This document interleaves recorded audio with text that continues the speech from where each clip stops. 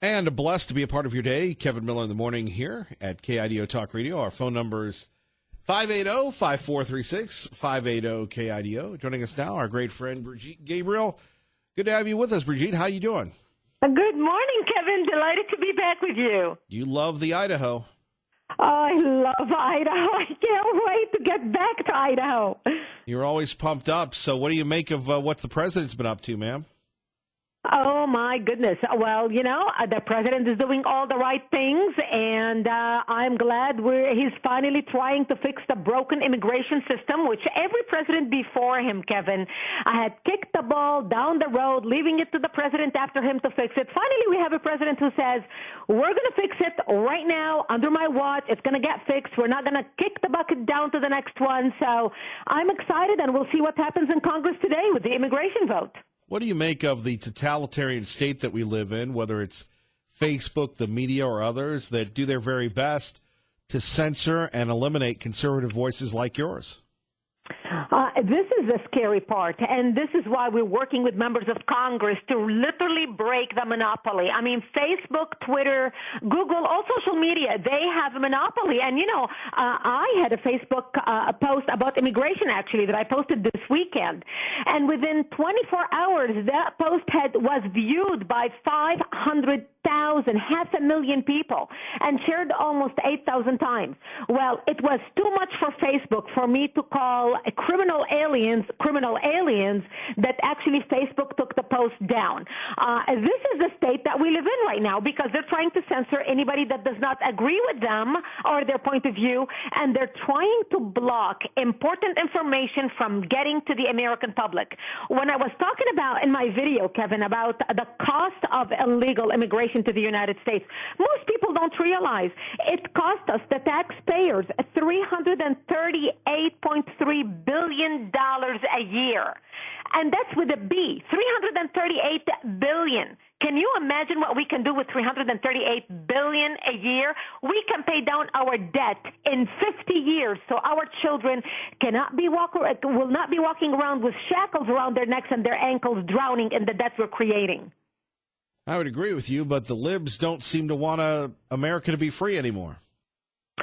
No, they don't, and that's why it is very important for the American public to become engaged, for every patriotic American who loves this country to become active, become engaged. We make it very easy for them at Act for America. Right now, there are two bills coming down for a vote in Congress today. One bill is the Ryan amnesty plan, which we do not want. We want the original Goodlatte bill, so we encourage people to go to our website, actforamerica.org, and click on Contact Congress.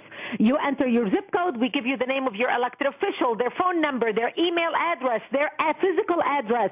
We have a pre-written email for you, a letter that you can send with the click of a button urging your elected official to vote for the original Goodlatte bill. Go to actforamerica.org and click on Contact Congress and make your voice heard today. What do you make of the Republicans that didn't back the president with this push to let the illegals keep their families? I mean, when you go to jail, they take your families. What's the difference? Spineless Republicans. This is exactly what we are dealing with. Look, Kevin, we have a Republican Congress, a Republican Senate, and a Republican in the White House, and we still cannot pass a sensible immigration bill? What is wrong with the Republicans? Now you understand why the American people are so frustrated. These elected officials run on, we're going to fix this, and we're going to fix immigration, and we're going to secure the border. They get we give them control, and look at what they're doing. They cannot pass a sensible bill. This is why it's important that the American public understands, especially those who care about secure border, that we have the first Goodlatte bill, and then the watered-down, spineless Republican, Ryan watered-down amnesty bill. They need to understand the difference. They need to call Congress, and they need to tell their members of Congress what bill they want them to vote for, and we make that very easy for them on our website to understand. Brigitte Gabriel joining us. Kevin Miller in the morning here at KIDO Talk Radio. Let's talk about something that you know a lot about. You've been targeted by them, the radicals, the terrorists. How easy is it for them to get through the border? Very easy, Kevin. And this is what worries us. We're not just worried about people coming here and, basically siphoning off of our system. We know that's happening. And so in addition to all the billions of dollars we spend on illegal criminal aliens, what we're concerned about is the terrorists who are sneaking through the border. We know that Hezbollah, for example, has already command centers and training centers in South America, especially in the tri-states. They're training their people even how to speak a little Spanish so they can blend in when they are crossing the border. They work with the drug cartels. The drug cartels are making money smuggling people into the border. The human traffickers are making money smuggling people into the border. And those are the ones that we are concerned about, the MS-13 gangs, which actually are working with Hezbollah. And what's so concerning right now, what we are seeing with the gangs, with the MS-13 gang, they tattoo the gang symbol on their arms as like a part of their commitment, their loyalty to the gang. And what we're seeing right now in American prisons when we arrest these MS-13 gang is they not only have the symbol, the logo of the MS-13 gang tattooed on their arms, they also have the symbol of the Hezbollah logo. So this goes to show you that the MS-13 gang has been infiltrated and indoctrinated into one of the largest terrorist organizations in the world, Hezbollah, who are now have made it into our country and are now sitting in our prison cells with the tattoos on their arms. Our great friend Brigitte Gabriel joining us, Kevin Miller here at KIDO Talk Radio. What do you make of this upcoming midterms and the influence that the media wants to have? They're so desperate to get rid of this president. They are desperate, and they are trying everything they can. And this is exactly, Kevin, why they distracted the whole country with this whole crying children this week. Look, on the heel of the North Korean summit with the president, he was able to do what many presidents before him were not able to do. The North Korea summit, the economy is doing amazing. The stock market, the job creation. When you look at the job numbers, when you look at, we have more jobs right now than people to fill those jobs. What an amazing place to be. So here we had all these incredible news last week. The president gets back to the country, and what do we see all this week? A distraction from the issues, a distraction created by the media with the crying babies at the border. Oh my gosh, look at them. They are in cages. When you look at some of the pictures, they actually use some of the pictures that were taken under the Obama administration, and they tried to deceive the public. These tents and these so-called cages that the media is talking about to distract the American public were all set up and done under the Obama administration by Obama. It was actually, some of the footage was taken while Obama was president, and he's the one who put them in these cages.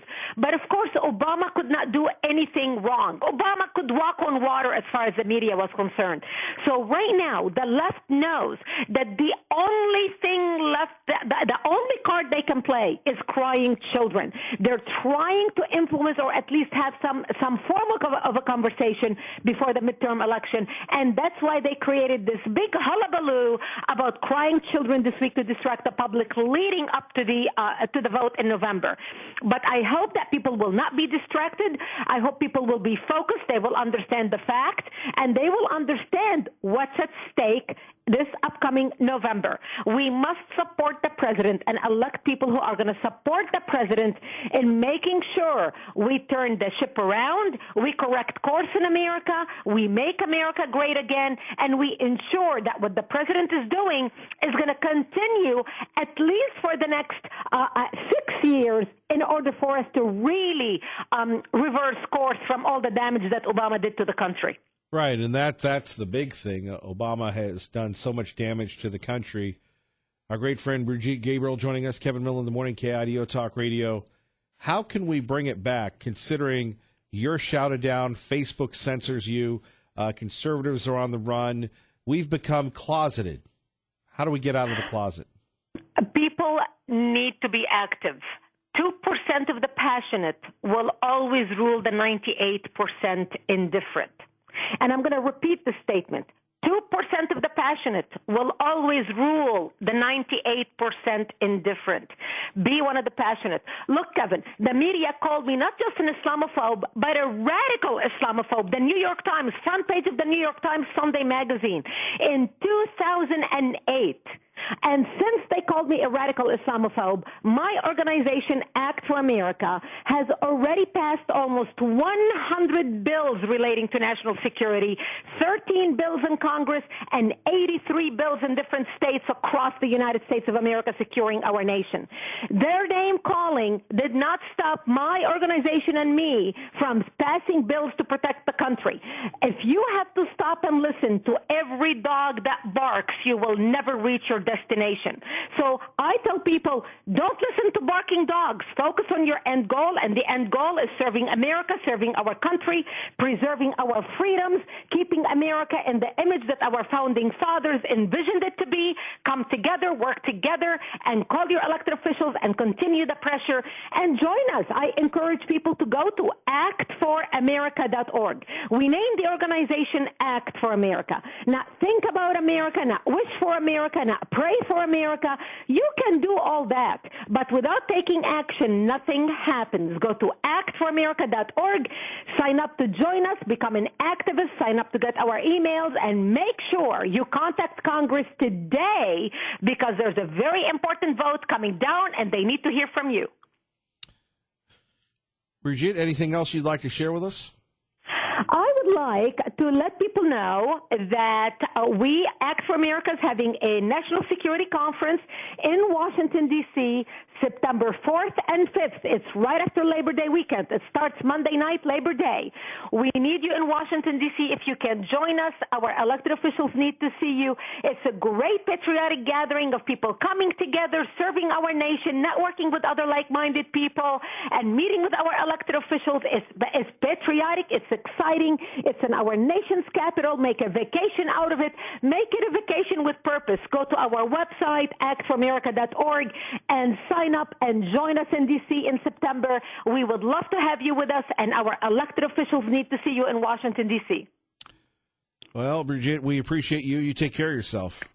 Thank you. I always appreciate being with you, and I can't wait to get back to Idaho and start hiking the beautiful Sawtooth Mountains. Take care now. Love it. Take care. Bye-bye. Bye-bye. Phone number is 580-5436, 580-KIDO. We are taking your phone calls. The president made a speech last night. This is the most relevant comment that I can think of. Democrats put illegal immigrants before they put American citizens. What the hell is going on? 580-5436, 580-KIDO. You're listening to Kevin Miller on KIDO Talk Radio. Backlash from the president's zero tolerance policy and that family separation caused the president to sign the executive order, and here's what he had to say while he did it. It's about keeping families together while at the same time being sure that we have a very powerful, very strong border, and border security will be equal, if not greater than previously. Dianne Feinstein, senator from California, saying it's extremely troubling that the president's executive order would require immigrant families with children to be detained indefinitely. The order appears to be the next step in the Trump administration's larger agenda to eliminate basic protections for asylum seekers. And this, here at the Port of Hidalgo, is where people come to legally seek asylum. There we have it. Your thoughts at 580-5436. 580-KIDO. I think the president is doing a good thing, and he's eliminating folks that are doing their very best to come up with the criticism. Well, Kevin Miller, we should criticism. We should sit back and do these things. No, I don't agree with that. I think that the president of the United States has looked things and put things in proper perspective. Now he's taken away another liberal Democratic talking point. Right? That's the issue. That's the issue indeed.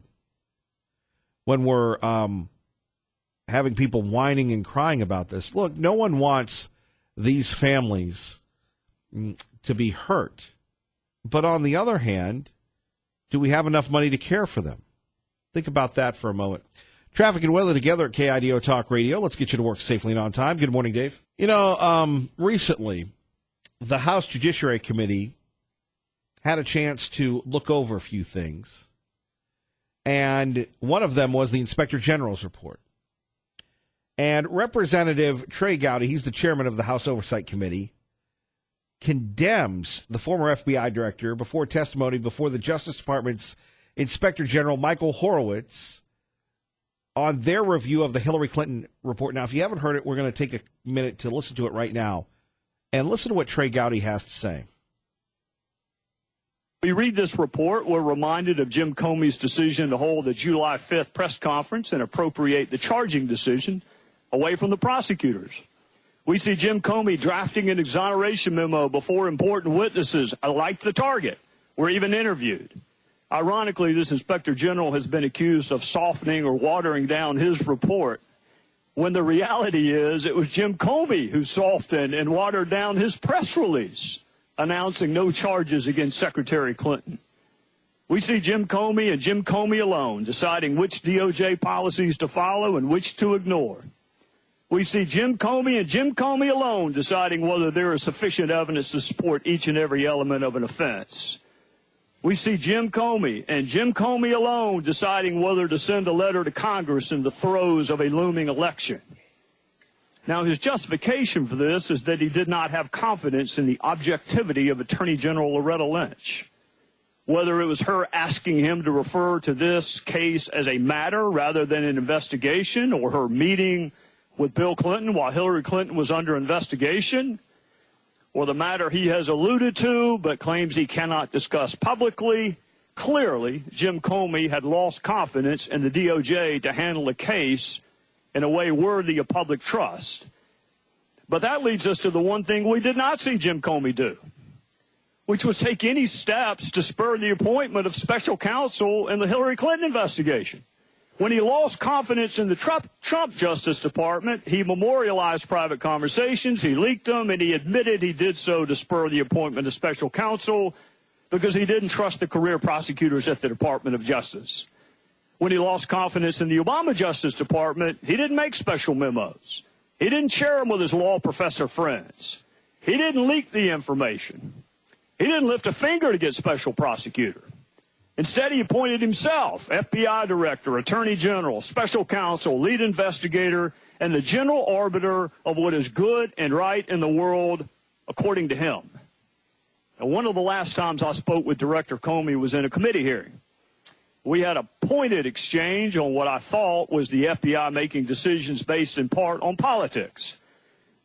And he, in his typically sanctimonious way, told me that he disagreed. He said the men and women of the FBI do not, quote, give a hoot about politics. Unfortunately, and I use that word intentionally, unfortunately, he was dead wrong.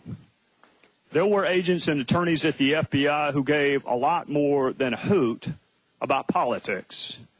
There's Andy McCabe, the former deputy director and acting director of the FBI, an agency which investigates and charges others for making false statements, himself accused of making false statements and showing a lack of candor. I think I recall, perhaps someone can correct me, but I think I recall some of my Democrat colleagues falling over themselves to offer a job to Andy McCabe when he was let go for making false statements and for a lack of candor. But those same colleagues apparently weren't hiring. They didn't have any openings when others in a related investigation called Russia were charged with the same offense. There were FBI agents and attorneys who decided to prejudge the outcome of the Hillary Clinton case before the investigation ended. I want you to let that sink in for a second. They prejudged the outcome of the Hillary Clinton investigation before the investigation ended, and these exact same FBI agents and attorneys prejudged the outcome of the Russia investigation before it even began. If prejudging the outcome of an investigation before it ends and prejudging the outcome of an investigation before it begins is not evidence of outcome determinative bias, for the life of me, I don't know what would be. That is textbook bias. It is quite literally the definition of bias, allowing something other than the facts to determine your decision. These agents were calling her president before she was even interviewed. They were calling for the end of the Trump campaign before the investigation even began. They were calling for impeachment simply because he happened to be elected. That is bias. And with all due respect, it's the FBI's job, not mine, to prove that bias can ever be harmless. because I don't agree. I think bias is always harmful. There we have it, Trey Gowdy from the other day, laying the smackdown on the Inspector General. I love it. There's no bias, but there's bias. As our friend Sean Hannity has talked about, covering this extensively, more than anybody else, the plot was there. The plot was there. They started calling Hillary Clinton Madam President before she was president. That's not bias? Of course it is.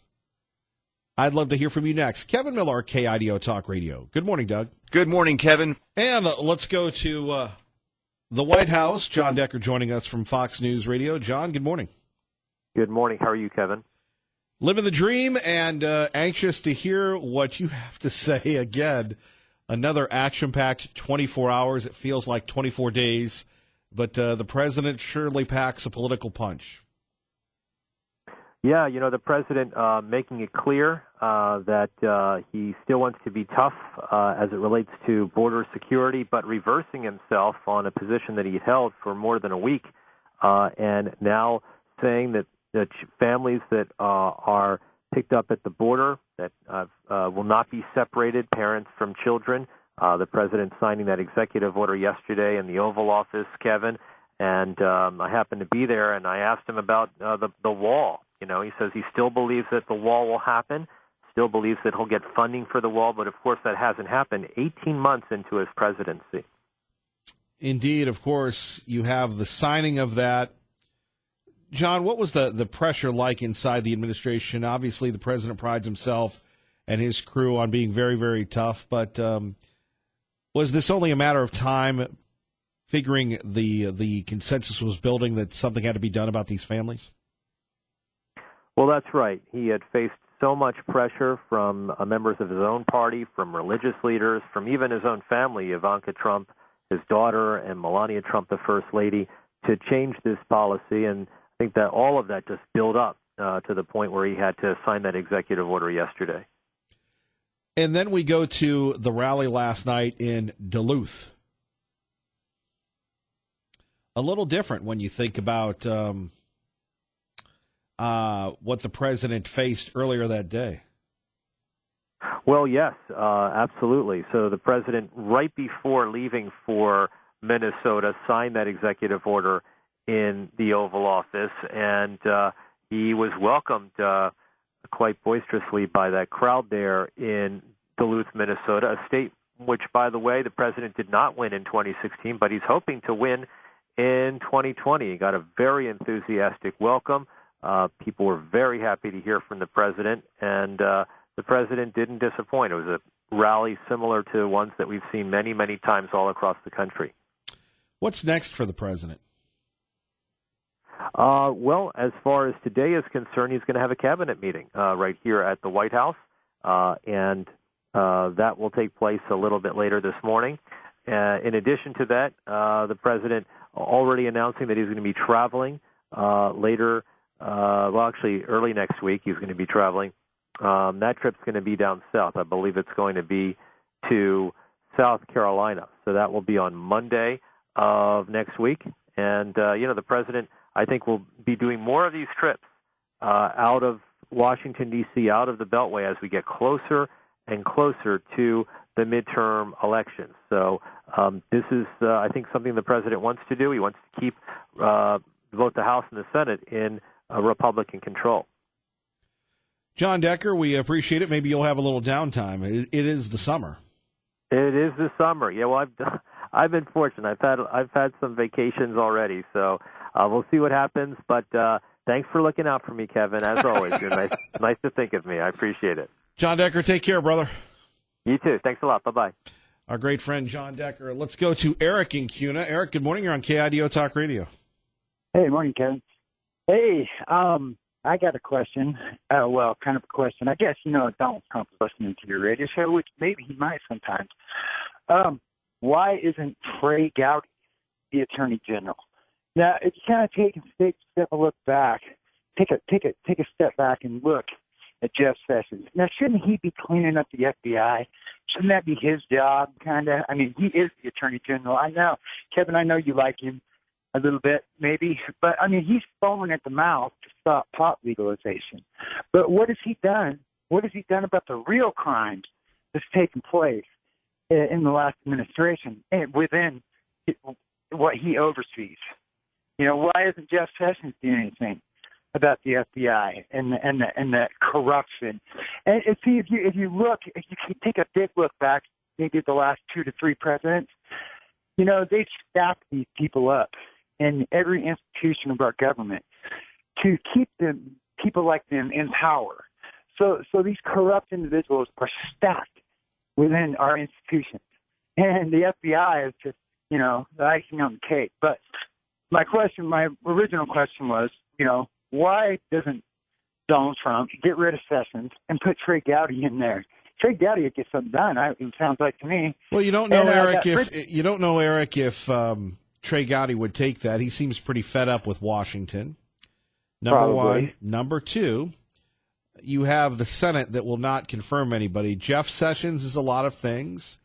And look, I know Jeff Sessions personally. That doesn't mean I agree with him on everything. I respect your opinion. The issue is that Jeff Sessions no one's going to do the president any favors. Whether they like Jeff Sessions or not in the Senate, they're not going to confirm another attorney general. So if you get rid of Jeff Sessions, you're going to have Rosenstein in there.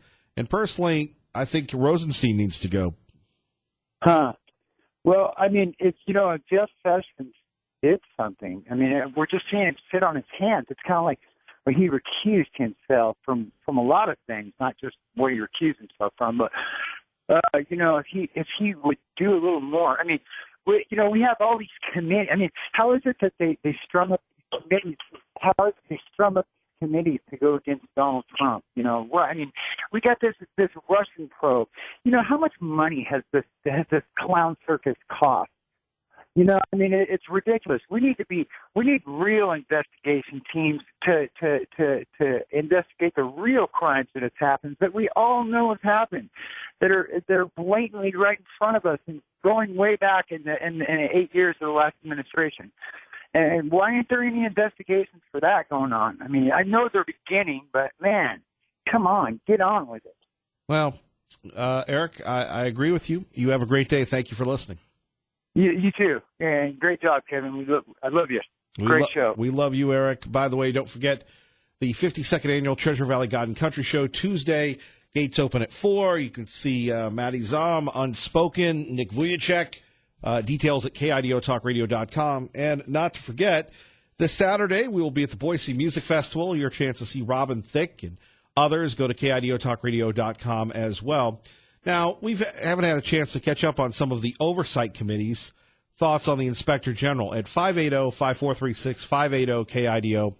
This is Jim Jordan, Congressman from Ohio. We're only going to listen to about a couple minutes of this, but you got to give it to the House Oversight Committee. They're pounding the FBI. Now, again, we love the FBI. We love the good agents, not the bad agents. Your electric bill, like. And that's the deal. We love the good agents, not the bad agents. Let's take a listen. The gentleman from Ohio, Mr. Jordan, is recognized. Mr. Horowitz, does Peter Strzok like the president?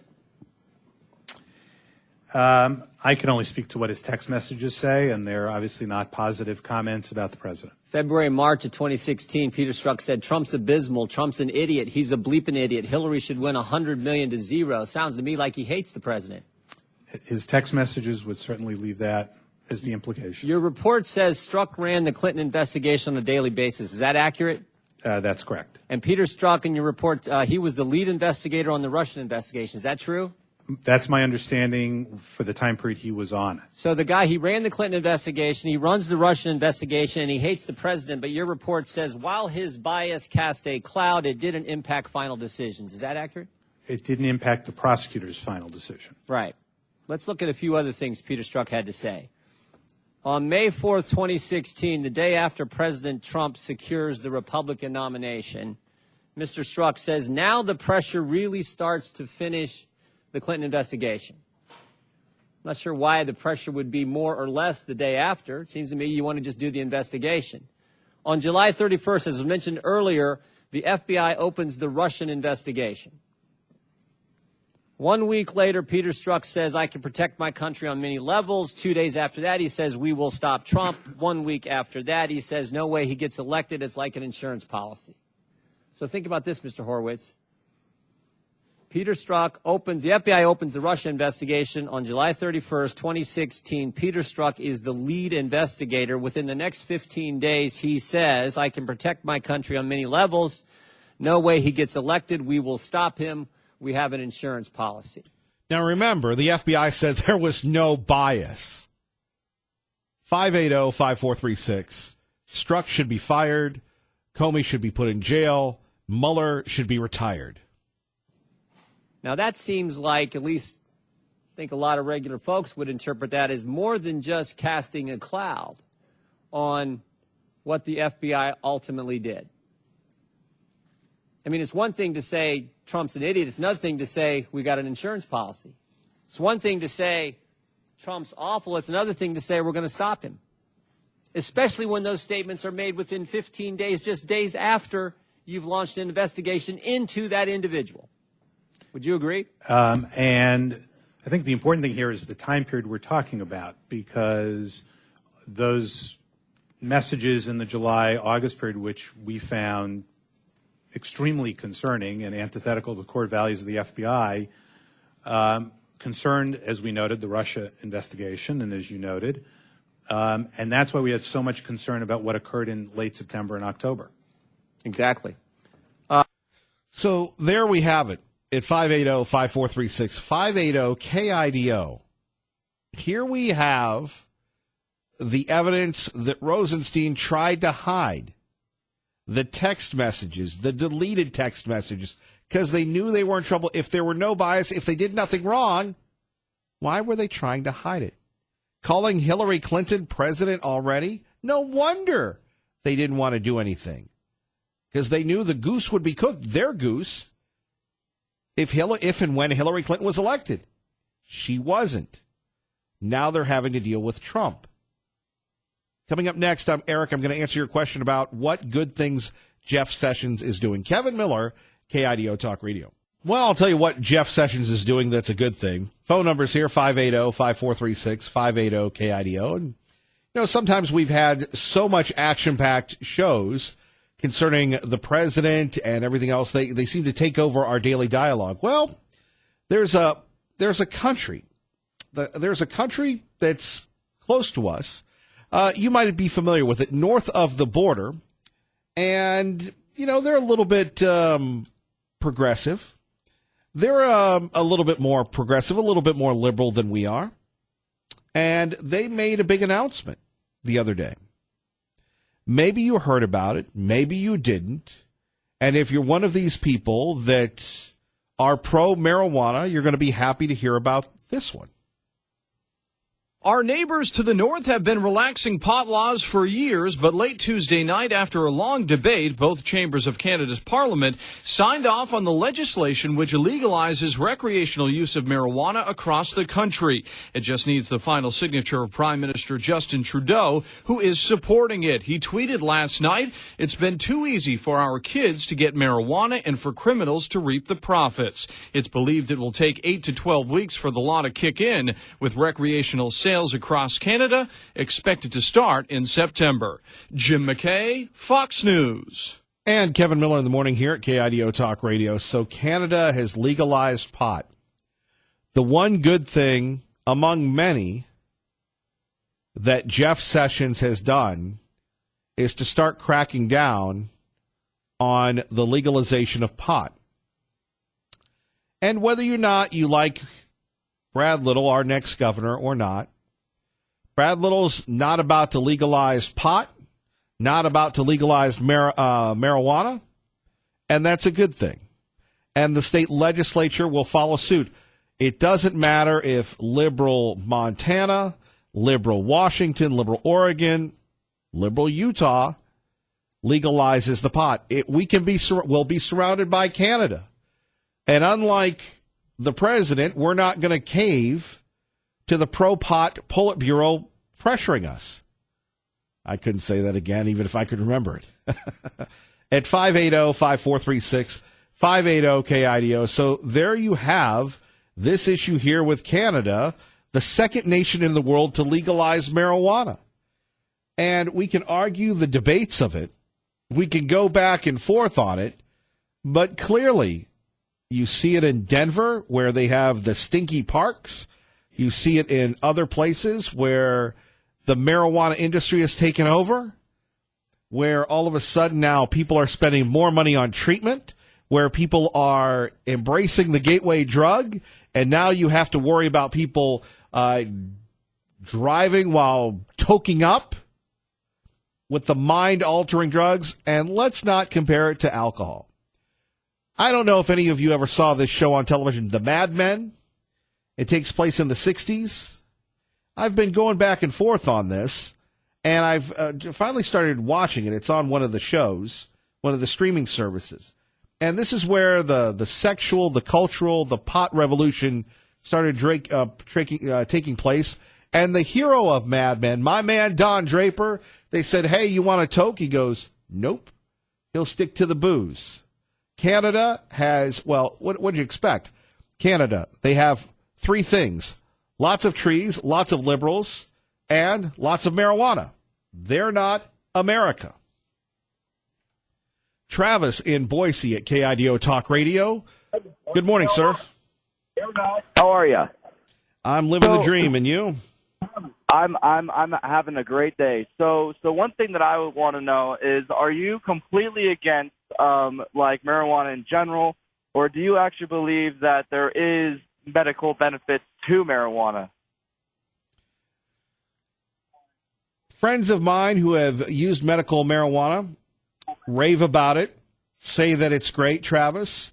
On the other hand, how do you prevent medical marijuana from leading to legalized marijuana, to recreational marijuana? Is it possible to have some type of uniform standard, which we don't have in other places where people doctor shop? Possible to have a uniform standard. I think so. Yeah, go ahead. But it is one of those things where it is super easy to get a medical card. I mean, I spent some time in California where I was a patient, and you're right, the system is very lax. It's one of those things where you can go in there with a certified piece of mail and a out-of-state ID and get your medical card, So I do agree that there has to be some sort of a standard set that's an actual kind of like prescription, just like any other narcotic that we use. I mean, we look at the numbers and we see opioids are on the rise for overdoses and heroin usage. And we also see in studies that you can see that marijuana is also cutting back on the heroin usage. So, Travis, what do you make of that? Should we have more access to it here or not?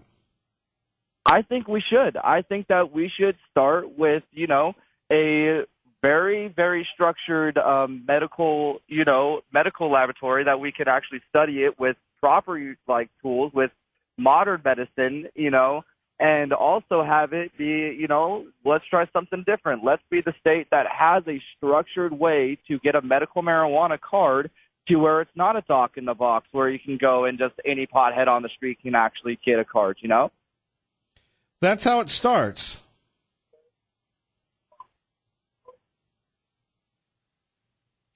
It is, but I think that the legalization fully, yes and no. It's got pros and cons like everything, But I think that the pro of it is that the people who prefer smoking marijuana compared to alcohol abuse, do I think that you can abuse it? Most definitely. Do I think that you can become addicted? Most definitely. Do you develop the dependency for it? Most definitely. But I think that with responsibility comes, the same thing with alcohol. If we were allowed to drink, people forget that alcohol was on the prohibition, we weren't allowed to drink alcohol. Speakeasies came up, and it's the same thing. It's just we don't have places where we smoke pot in large areas undercover. And it's the same thing. Travis, great call. More on that in a minute. Traffic and weather together. KIDO Talk Radio. Good morning. Coming up next hour, I do want to get your thoughts, and thank you, Travis, for calling in and listening to 107.5 FM, 580 AM. KIDO Talk Radio. I want to get your thoughts on this because Canada making this move to legalize pot. Let's see if we can quickly get to Michelle and Emmett with about a minute left. Michelle, please go ahead. Yeah, I'm in the medical field, and I take care of a lady who is dying of cancer, and she uses a CBD oil, and it seems to really work for her. So I'm thinking that would just be an awesome thing. I was married to an alcoholic who got abusive, and I've been around people that smoke pot. Alcoholics want to get mean. People that smoke pot just want to sit around and have a good time. So I'm for the CBD oil. I don't really care about the marijuana thing, but I think that anything that could help people medically, not smoking it, but using the CBD oil would be great. And that's a debate that will continue. Michelle, thank you. Thank you. All right. Appreciate you listening to KIDO Talk Radio. Kevin Miller in the morning on your home for Fox News in the Treasure Valley, KIDO Talk Radio.